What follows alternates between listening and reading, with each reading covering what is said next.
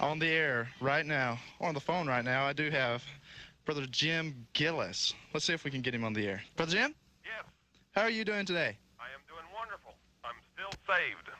You're still saved, you say? Yes, I am still saved. Well, that's good. Are you saved? Excuse me? Are you saved? I don't think that much applies here. Oh, okay. We're not going to talk about that on the air today, okay? All righty. Okay. We just want to talk because we understand you came to the Southern Campus. Was that last week? Yeah. Oh, Two what weeks day was ago. that? Sir? It was 2 weeks ago. 2 weeks ago? What days? I believe it was a Wednesday and a Thursday. A Wednesday and Thursday? What time do you come during that? The first day I started. Do you interrupt people's lunch hours or? At 2 o'clock p.m. on a Wednesday, I do believe, or a Thursday, and I went till 3:30. The next day I came at 12 and stayed till 1:30.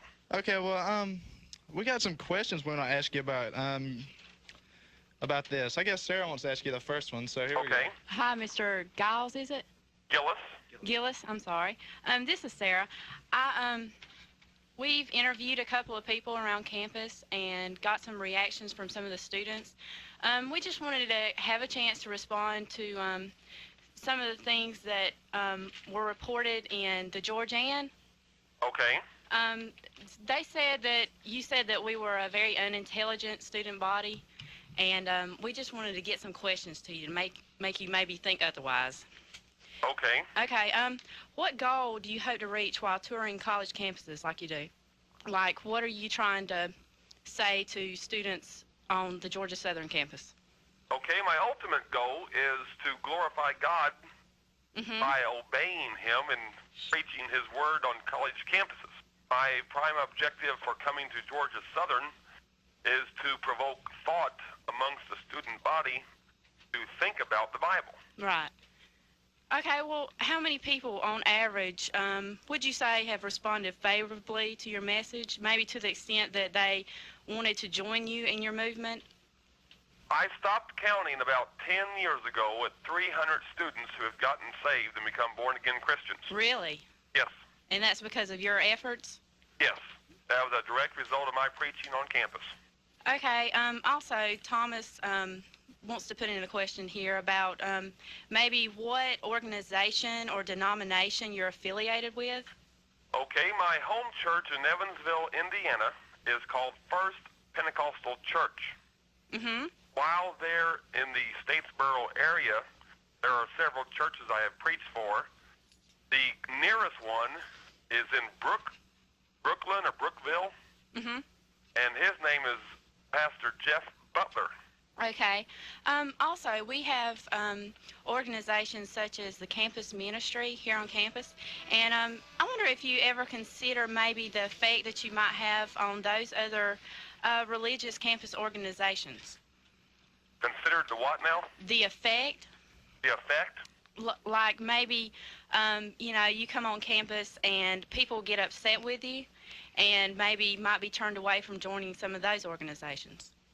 Well, I have no idea about that, but on several universities I have been invited to speak in some of these. Were you invited here? Campus organizations. No, never have been invited by a campus organization there at Georgia Southern. Does that tell you anything? Well, it tells me I never was invited by a campus organization. Maybe you're not welcome? By who? By Georgia Southern. No, wait a minute.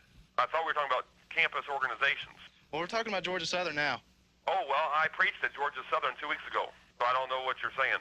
Well, I'm just trying to say maybe you weren't invited here, so maybe you shouldn't show up. I mean, a lot of people were really about the method you came across. Do you go where you're only invited in your whole life throughout the day? Yeah, I do. So you don't go to a mall or a shopping center unless you're invited? They send me written letters. Liars go to hell. No, this is a free country. We have First Amendment protections, and you can go anywhere, public property, and say anything you want to. Okay, Brother Jim, also, as far as the inviting goes and your First Amendment rights, is it true that campus police told you just as long as you weren't getting personal that you could stay on campus, and that you specifically went out and got personal with people, caused a lot of trouble? Is that true? No, the first only contact I had with any administrative official on this campus this time was the man in the student union. I think it's room 224. Mm-hmm.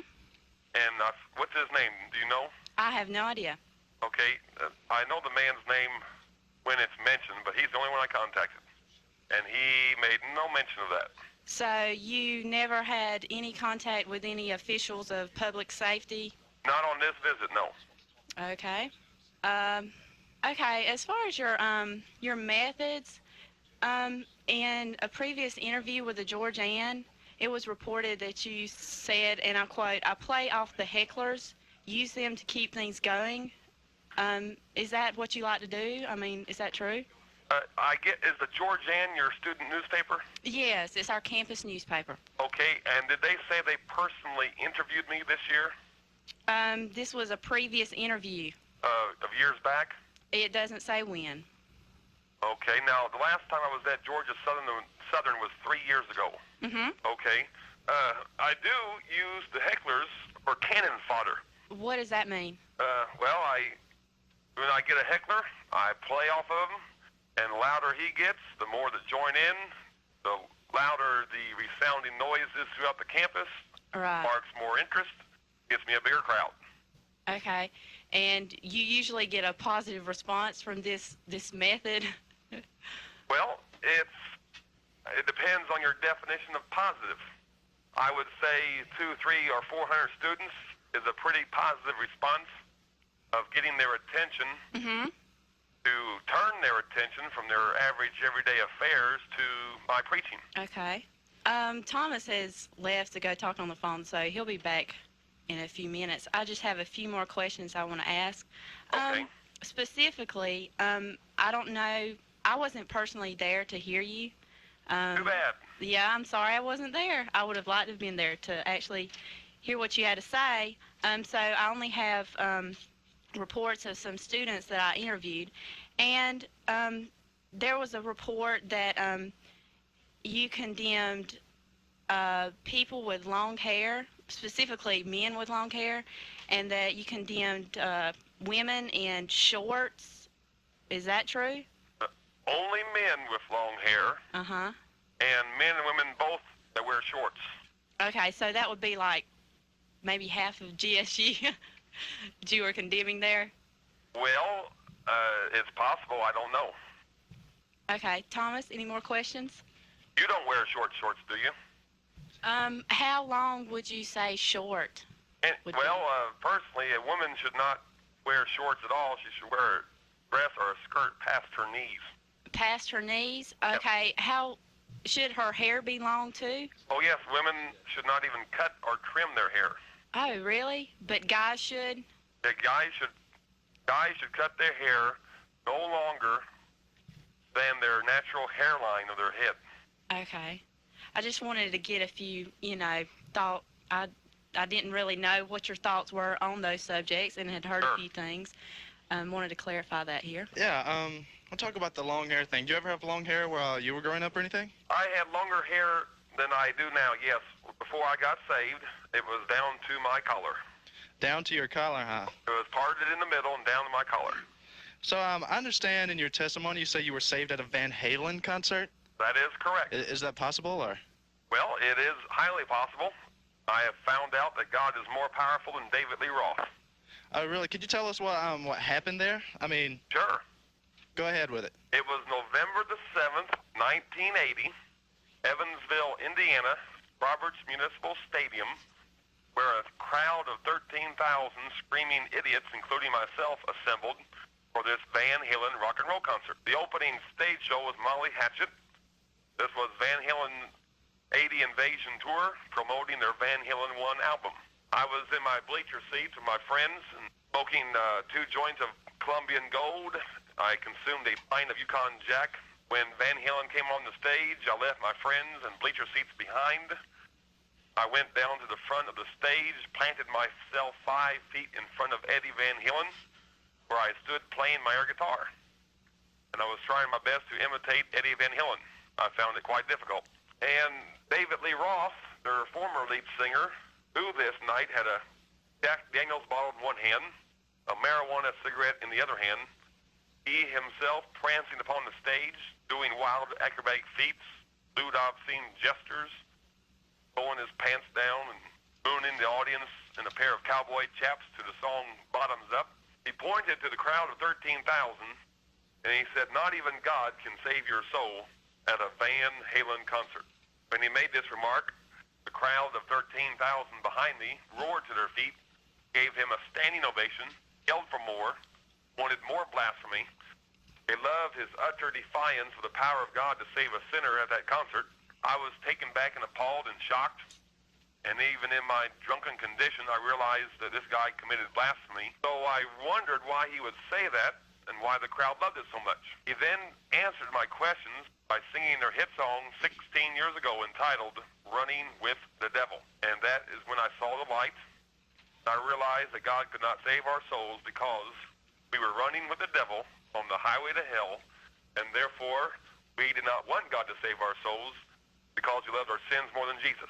So I said, "God, save my soul right here in the middle of this Van Halen concert. I'll serve you this night until the day I die." And as you know, God's more powerful than Van Halen. Okay, so the show was pretty good, huh? Pardon? The show was pretty good, huh? Well, it was terrible up until my salvation. It was. You go to a Van Halen concert, David Lee Roth, Van Halen, and Molly Hatchin. You going to tell me that's not a good show? Ooh, it was horrible. It was horrible, man. I can't agree with you there. They were running with the devil. Running with the devil? I guess you were too, though, weren't you? Oh, yes, I was running with the devil up until that time. You say you smoked a pound? No, 2 joints. Oh, 2 joints. How fat were they? Of Colombian gold. Colombian gold. Yeah, this is back in the old days when you got real Colombian gold from Colombia and not just cheap homegrown from your local sheriffs. Is that what you're smoking now? Oh, no. I haven't smoked any since. Okay, well, I guess I'm on an eternal buzz.